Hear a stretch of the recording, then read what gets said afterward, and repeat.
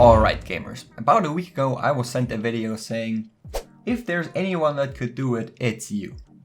That sparked my interest of course, so let's see what Jack has to say. Somebody make me like floppy bananas in the game, or like dual wielding bananas. Where I can just run in and be like, top of the morning, top of the morning, top of the morning to you laddies! I mean sure, if dual wielding bananas is what makes you happy, then that's exactly what you shall receive. So let us take a look at the data pack I created. If we walk up to this chest and grab a banana and then right click, nothing happens. The simple reason is because of course we have to dual wield the bananas. If we now try again. Top of the morning to you laddies! Top of the morning to you laddies! Yeah, that's literally all it does. There's nothing more to it. It just plays the voice line. Top of the morning to you laddies! You can even spam right click, which alternates between the left and the right banana. Top of the morning to you laddies! So you can spam the voice line even more and annoy your friends. Top of the morning to you laddies! Yeah, I don't know what I'm doing with my life. Amazing idea, Jack. I hope this fulfills your life. Thanks for the suggestion. Since this small data pack wasn't nearly enough content for an entire video, I decided to ask you guys on Twitter for some more silly ideas. And oh boy did you deliver. The first one comes from Mr. Gearbox, who says, when you mine a block, the drops left behind will start to complain if you leave them on the floor. I started off by creating a mechanic that just detects items that have been on the ground for too long, and after a few seconds I call a function that displays a random number. Of course, that's not what the item is supposed to do, so it was time to record some voice lines. Yo, pick me up, dog. After some editing, all I had to do was replace the dummy commands with the voice lines, and the deed was done. So let's go ahead and drop an item on the floor. I'm so alone down here. Hey, pick me up. Hey, you. So there you have it, items that complain when you don't pick them up. And if you think that this is annoying, you have not experienced what it's like having more than one item on the ground. Hey, you. The floor stinks. Yo, pick me up, dog.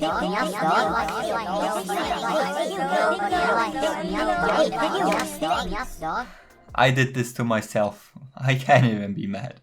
Before we get to the next item, I have a very exciting announcement to make, because after 6 years of refusing to sell merch, I finally gave in. I didn't want my merch to be just money grab though, and came up with a couple of cool designs and hired an artist to bring them to life. I now proudly present the TNT Yeeter shirt in 2 different variations and the walking house that you all seem to really love. If that's not your cup of tea, you can also order some classic designs with myself or the Mindwatch logo on them, or you could just drink something else out of my mug. Get it? Because cup of tea, mug. Anyways, merch is here, link is in the description. Grab yourself something you like and support the channel by doing so. But now let's continue with some stupid Minecraft ideas. I did not have to search long to find the next big Minecraft revolution. Toilets.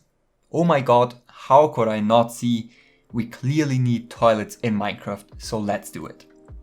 The first challenge I wanted to tackle is creating a custom block model for the toilet. But Mackie, you could just use cauldron, use trapdoor, you're done. Well yes, but actually no.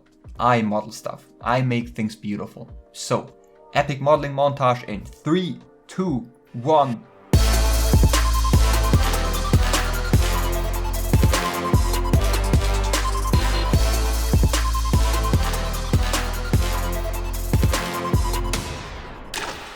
So now that the toilet model is done, we just have to make the player sit on it. To do that, we of course summon an invisible horse with the correct rotation, and the illusion is perfect.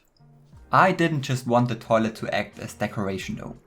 For hygienic purposes, I actually made the lid close and open automatically whenever a player gets close or goes too far away.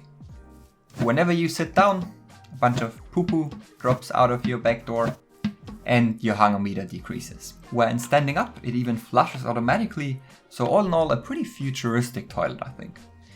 What the benefit of this is a question for another time, but that was not my responsibility. I'm just here to do whatever you guys tell me to.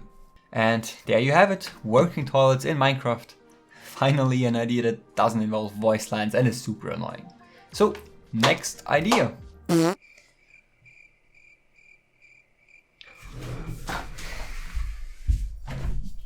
Alright, so I made a few adjustments to the toilet, and now whenever you use it, it gives you a random compliment. Thank you.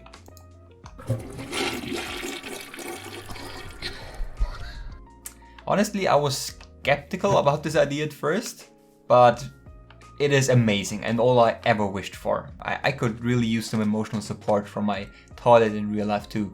So thank you for this brilliant, brilliant idea. Okay. Done. The next amazing suggestion comes from Skill Profi, who says, if you have a max hunger bar, you are too fat to walk. I cannot express how much I love this idea. The implementation of this is really simple, luckily. That just so happens to be a food level tag, which we can easily test for. I used that to basically create an effect command that gives all players with a food level of 20 slowness of 100. And if we turn this command block on, you can see that I get an insane slowness effect that just prevents me from moving around. The only problem with this approach is that by jumping, I can still move around easily without too much effort. It's just much slower. But there is a neat little solution to solve this issue. The jump boost effect has a special property when set to level 250 and will prevent players from jumping altogether. So I set up a second command block that basically gives me this effect, and in combination with the other command block I can no longer move around. As you can see, I'm spamming space, I'm not jumping, and if I press WASD, I'm not moving either. You might be thinking that this is kind of broken because without running around, there's not really a good way of decreasing your hunger meter again. And if you eat too much, you're kind of just stuck there. But what can we do to decrease our hunger meter efficiently? I just wish there was a way, some sort of item or block to do that. Oh wait, there actually is. It's all coming together now, isn't it beautiful? Well, if you ate too much, you can just try to desperately get to your toilet, right click, sit down, drop a deuce, and after a couple of seconds, you will lose a bit of hunger, and you can be on your way back into the mines. Moving on to the next idea. A light that only turns on when it has a redstone signal of 6 powering it. Well, your wish is my command, quite literally. I started off by creating a custom spawn egg that basically spawns an invisible armor stand with a custom block model on its head. The killing mechanism was a single command. I simply test for air at the position of the armor stand, and if the test succeeds, I simply remove the armor stand. Just like that. Next, we have to test for a redstone signal with the strength 6.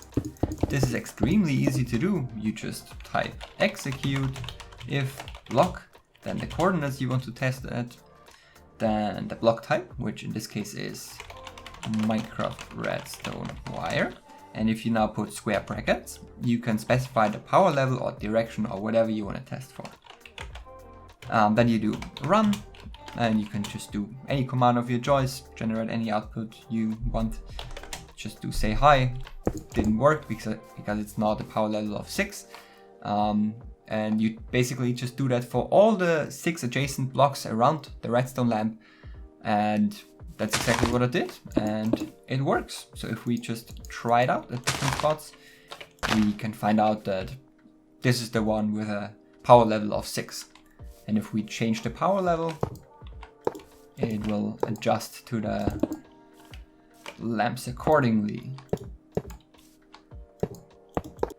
When I do detect a power level of 6, I simply switch the block model texture and replace the glass with a piece of glowstone. Easy peasy. Now the cool part about this idea is that it can actually be used for... okay, who am I even kidding? I cannot think of a single application for this item. But hey, I asked for useless ideas and that's exactly what I got. One last thing that caught my attention was the suggestion by Madstone Magic. Reverse bow, shoot yourself but the arrow flies. Oh, reverse bow, let's do it. So to make an arrow fly into the opposite direction you're looking in, we first of all have to somehow find out what its initial motion is. We can easily do that by accessing the arrow's motion array with the data command. Once I saved the x, y and z values into a scoreboard objective, I simply multiplied them with -1 and then applied these new scores back onto the motion component of the arrow. The result was pretty fun to play around with, and there was only one thing left to do, and that was teleporting the player to the arrow and giving him resistance and levitation so he doesn't die. And of course I had to kill the arrow as soon as he landed so you don't get teleported infinitely. And if you now shoot the arrow somewhere, it just catapults you backwards, and it's just so much fun. And to my surprise, this one has actual applications, like you can just catapult yourself across a ravine or just use it to travel super quickly across the world. And besides that, it's just so much fun to shoot yourself all over the place. I love it. With that, I'm gonna conclude today's video before the stupidity level becomes way too high, which it probably has already gotten. If you want to get this data pack for yourself, there's a download link in the description. Just use the command tag @p@gif and you'll receive all the items you need. I don't know why anyone in their right mind would want to use it and be an owner of a talking toilet, but you do you, I don't judge. Once again, if you want to get some of my merch, the link is in the description as well. I'm super excited how the designs turned out, and if you do buy one, make sure you send me a picture or tag me on Twitter @MrMcMakistein. And that's about it for today's video. I really hope you enjoyed, even though it was probably one of the dumbest things I ever did. But personally, I had a lot of fun working on this video, so if you want to see a second episode, leave your ideas in the comments down below and I'll pick the stupidest ones and implement them for the next episode. Thank you so much for watching, and I'll see you in my next video.